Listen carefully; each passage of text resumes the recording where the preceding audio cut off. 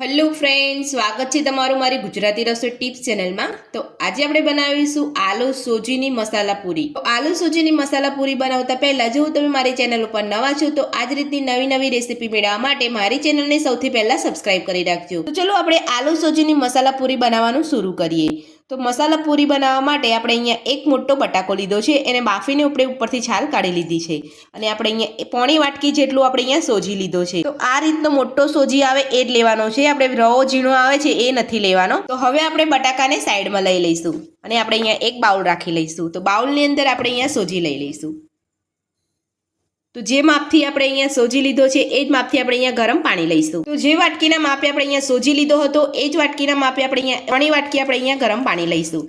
તો ગરમ પાણી અંદર ઉમેરીશું સોજીની અંદર, તો એકદમ આસાનીથી આપણો અહીંયા સોજી સરસ રીતે પલળી જશે, ફૂલી જશે એકદમ સરસ રીતે અને આપણે પૂરી પણ એકદમ સરસ ટેસ્ટી બનીને તૈયાર થશે। તો જે વાટકીના માપે આપણે અહીંયા સોજી લીધો હતો એ જ વાટકીના માપે આપણે અહીંયા ગરમ પાણી લીધું છે અને તમે જોઈ શકો છો સોજી આપણો એકદમ સરસ રીતે અહીંયા પાણીની અંદર મિક્સ થઈ ગયો છે। તો હવે આપણે એને ઢાંકીને 10 મિનિટ માટે રહેવા દઈશું। તો આપણે અહીંયા જે બાફેલો બટાકો લીધો છે આપણે અહીંયા ઝીણીથી આપણે અહીંયા છીણી લઈશું। આ રીતે બટાકાને આપણે અહીંયા છીણીને ઉમેરીશું તો આપણી પૂરી એકદમ સરસ બનશે। તો બટાકાને આપણે છીણી લીધો છે, તો હવે આપણે એને સાઈડમાં રાખીશું। તો 10 મિનિટ થઈ ગઈ છે, તો હવે આપણે સોજીને ચેક કરી લઈશું। તો સોજી આપણો એકદમ સરસ અહીંયા ફૂલી ગયો છે। તો હવે આપણે તેની અંદર બટાકાનું છીણ ઉમેરી લઈશું। તો બટાકાનું છીણ ઉમેરીને હવે આપણે એમાં મસાલો કરીશું। તો સૌથી પહેલાં આપણે અહીંયા ઝીણા સમારેલી લીલા ધાણા ઉમેરીશું। નાની અડધી ચમચી જેટલો અહીંયા ધાણા જીરું પાવડર ઉમેરીશું। નાની અડધી ચમચી આપણે અહીંયા ગરમ મસાલો ઉમેરીશું। નાની અડધી ચમચી જેટલો કાશ્મીરી લાલ મરચું ઉમેરીશું। નાની અડધી ચમચી જેટલો અજમો ઉમેરીશું। તો અજમો આપણે અહીંયા હાથેથી ક્રશ કરીને ઉમેરવાનો છે।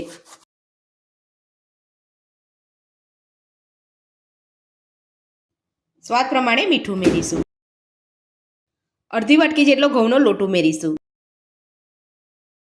તો બધા જ મસાલા કરી અને આપણે અહીંયા ઘઉંનો લોટ પણ સરસ ઉમેરી લીધો છે। તો હવે આપણે અહીંયા જે પૂરીનો કડક લોટ બાંધતા હોય એવો આપણે અહીંયા લોટ બાંધી લઈશું। તો આપણે અહીંયા બટાકા ઉમેર્યા છે એટલે તમને અહીંયા લોટ ઢીલો થઈ જાય તો તમારે ઘઉંનો લોટ ઉમેરીને લોટને સેટ કરી લેવાનો છે।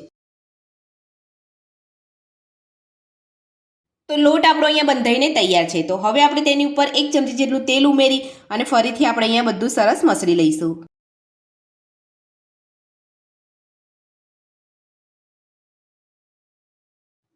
તો તેલ ઉમેરીને આપણે અહીંયા બધું સરસ મિક્સ કરી લીધું છે અને લોટ આપણો અહીંયા એકદમ સરસ પરફેક્ટ બંધાઈને તૈયાર છે। તો હવે આપણે એને ઢાંકીને 10 મિનિટ માટે રહેવા દઈશું। તો 10 મિનિટ થઈ ગઈ છે, તો હવે આપણે લોટને ચેક કરી લઈશું। હવે આપણે તેને થોડો મસળી લઈશું। તો લોટ આપણો અહીંયા સરસ સેટ થઈ ગયો છે। તો તમારે આટલો જ ઢીલો અહીંયા લોટ રાખવાનો છે, વધારે પડતો તમારે અહીંયા ઢીલો લોટ નથી રાખવાનો। તો પૂરી બને એટલે આપણે એની અંદરથી લુવા કરી લઈશું। તો લુવા આપણે અહીંયા થોડા પૂરી કરતાં મોટા જ રાખવાના છે, વધારે પડતા આપણે અહીંયા નાના નથી રાખવાના। તો આ રીતના તમારે અહીંયા લુવા તૈયાર કરવાના છે। તો બધા જ લોટમાંથી આપણે અહીંયા લુવા બનાવી લઈશું। તો બધા જ લોટમાંથી આપણે અહીંયા લુવા કરી લીધા છે। તો હવે આપણે પાટલા ઉપર લઈ અને પૂરી વણી લઈશું।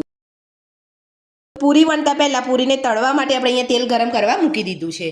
તો એક બાજુ આપણું અહીંયા તેલ ગરમ થઈ રહ્યું છે ત્યાં સુધી આપણે અહીંયા પૂરી વણી લઈશું।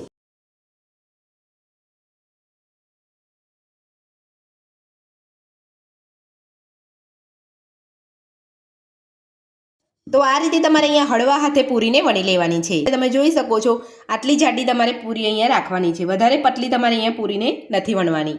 તો આ જ રીતે આપણે અહીંયા થોડી પૂરી વણી લઈશું।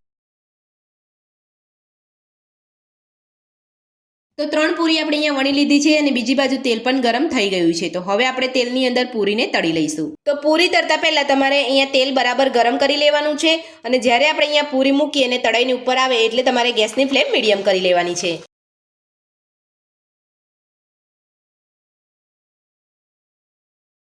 તો આ રીતે તળાઈને ઉપર આવે એટલે અને સરસ અહીંયા ફૂલી જાય એટલે તમારે અહીંયા પલટાવી લેવાની છે।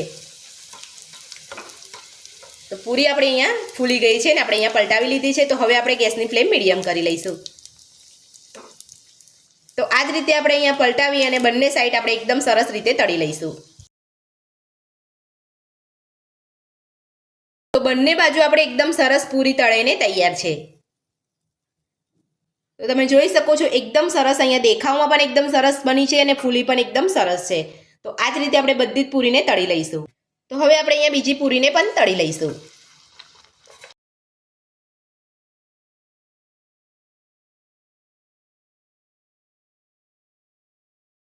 તો પૂરી તળાઈને ઉપર આવે અને આ રીતે ફૂલી જાય એટલે આપણે એને પલટાવી લેવાની છે.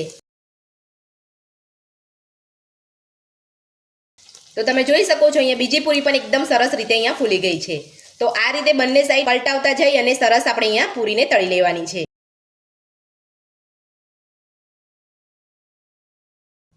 તો આ જ રીતે આપણે બધી જ પૂરીને તળી લઈશું. એકદમ ફૂલેલી અને સોફ્ટ આલુ સોજીની મસાલા પૂરી બનીને આપણી અહીંયા તૈયાર છે. તો તમે જોઈ શકો છો એકદમ સરસ આપણી અહીંયા પૂરી ફૂલી છે અને એકદમ પોચી પણ બની છે. તો આલુ સોજીની પૂરી બનાવવાની રીત તમને મારી કેવી લાગી મને કોમેન્ટ બોક્સમાં કોમેન્ટ કરીને જરૂરથી જણાવજો. રેસીપી પસંદ આવી હોય તો વિડીયોને લાઇક કરજો, ચેનલને સબસ્ક્રાઇબ કરજો, તમારા મિત્રોને જરૂરથી શેર કરજો. Thank you.